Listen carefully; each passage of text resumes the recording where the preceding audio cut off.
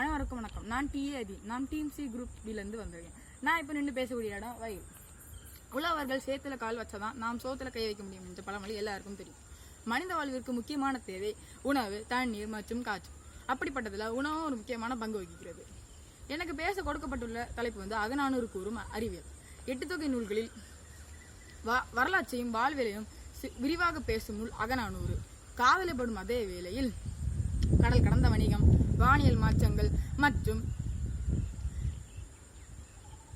மருத்துவ குறிப்புகள் என பல அறிவியல் முத்துக்களை தன்னுள் ஒளித்துள்ளது இந்த பொக்கிஷம். அகநானூற்று பாடல்கள் பாடல் 255 போன்றவை தமிழர்களின் கடல்சார் அறிவை பறைசாற்றுகின்றன. கலங்கரை விளக்கம். இரவில் மாட ஒல்லரி மரங்க அறிந்து ஒய்ய கடலில் செல்லும் கப்பல்களுக்கு திசை காட்ட உயர்ந்த கோபுரங்களின் உச்சியில் தீ மூட்டி வைத்தனர். இதுவே இன்று லைட் ஹவுஸ் எனப்படும். கலங்கரை விளக்கத்தின் முன்னோடி பாய்மர தொழில்நுட்பம். காற்றின் திசையை அறிந்து கப்பல்களை செலுத்தும் முறையில் ஏரோடைனமிக்ஸ் நுட்பத்தை தமிழர்கள் அஞ்சே கையாண்டனர்.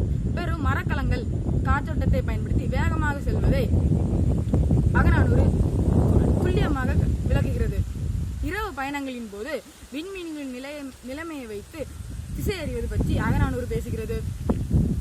குறிப்பாக புரோகிணி மற்றும் திங்களின் நிலையை வைத்து முகூர்த்த நேரங்களை கணிக்கும் அளவுக்கு தமிழர்கள் வானியலில் சிறந்து விளங்கினர்.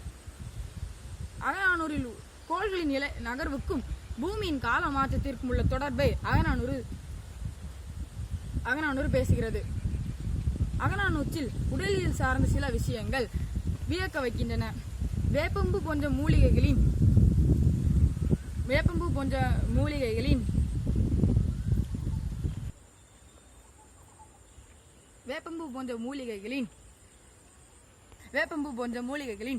மருத்துவ பண்புகள் மற்றும் காயங்களுக்கு மருந்திட்டு கட்டும் முறையை அகநானூறு இதில் ஆங்காங்கே வருகிறது.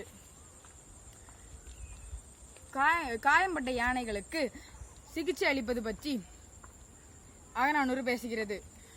அகநானூறு 5 திணைகளையும் மிக விரிவாக வர்ணிக்கிறது.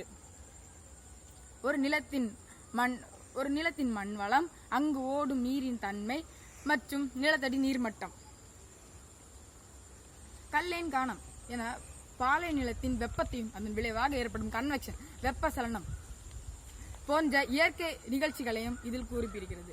அன்பு நண்பர்களே, அகநானூறு வெறும் அக உணர்வுகளின் தொகுப்பு மட்டுமல்ல, அது நம் தமிழர்களின் தொழில்நுட்ப வளர்ச்சிக்கான ஒரு சான்று. ஆகவே அகநானூறு பயில்வோம், அறிவியல் வளர்ப்போம், அறிவியல் தமிழால் அகிலத்தை ஆள்வோம். நன்றி, வணக்கம்.